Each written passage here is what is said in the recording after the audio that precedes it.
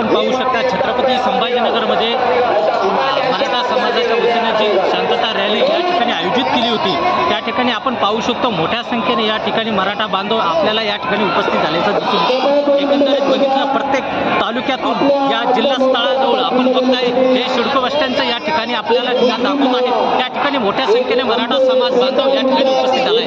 आपण या दृश्याच्या माध्यमातून पाहू शकतो कशा प्रकारे मराठा जनसमुदाय मोठ्या संख्येने या ठिकाणी उपस्थित झालाय। मोठा जल्लोष करत मराठा समाज या ठिकाणाहून क्रांती चौकापर्यंत ही शांतता रॅली थोड्याच वेळात निघणार आहे। मनोज जरांगे पाटलांचा ताफा या ठिकाणी मार्गस्थ होत आहे।